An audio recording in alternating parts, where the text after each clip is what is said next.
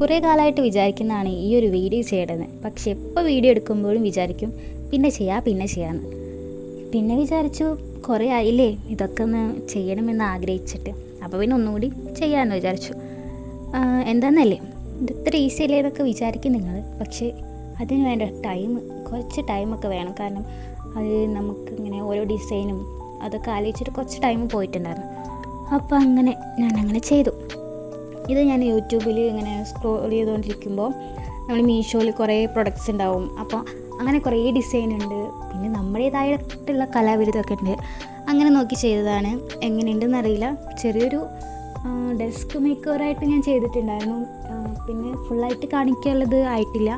ഒന്നും കൂടി ഞാൻ വിചാരിച്ച പോലെ കുറച്ചും കൂടി പ്രൊഡക്ട്സ് ഒന്നും കൂടി മേടിക്കാനുണ്ട്. അപ്പോൾ അതൊക്കെ ആയിട്ട് ഡെസ്ക് മേക്കറും റൂം മേക്കറും ഒക്കെ ചെയ്യാമെന്ന് വിചാരിച്ചു. അപ്പോൾ എങ്ങനെയുണ്ടെന്ന് നിങ്ങൾ കമൻറ്റ് ചെയ്യണം കേട്ടോ. അപ്പോൾ ഇഷ്ടപ്പെട്ടിട്ടുണ്ടെങ്കിൽ എന്തായാലും ലൈക്ക്, ഷെയർ, കമൻറ്റ് ഒക്കെ ചെയ്യാൻ വേണ്ടി മറക്കരുത്. അപ്പോൾ എൻ്റെ ഡെസ്ക് മേക്കർ എങ്ങനെയുണ്ടെന്ന് നോക്കിയാലോ.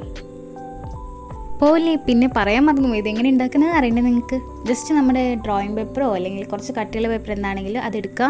എടുത്തതിന് ശേഷം നമ്മുടെ ഏതളവിലാണെങ്കിലും നിങ്ങൾക്ക് എടുക്കാം കേട്ടോ. ഞാൻ അങ്ങനെ പ്രത്യേകിച്ച് അളവൊന്നും എടുത്തിട്ടില്ല. നമുക്ക് ഏകദേശം ഒരു ഐഡിയ ഉണ്ടാവുമല്ലോ, ആ ഒരു അളവിൽ എടുക്കുക. എന്നിട്ട് നമുക്ക് ജസ്റ്റ് ഒന്ന്, ഞാൻ ആൽക്കഹോൾ മാർക്കറാണ് യൂസ് ചെയ്തിരിക്കുന്നത്. നിങ്ങൾക്ക് ബ്രഷ് പെൻ എന്താണെങ്കിൽ യൂസ് ചെയ്യാം. അപ്പോൾ എന്തായാലും നിങ്ങൾ ട്രൈ ചെയ്ത് നോക്കണം, അടിപൊളിയാണ്.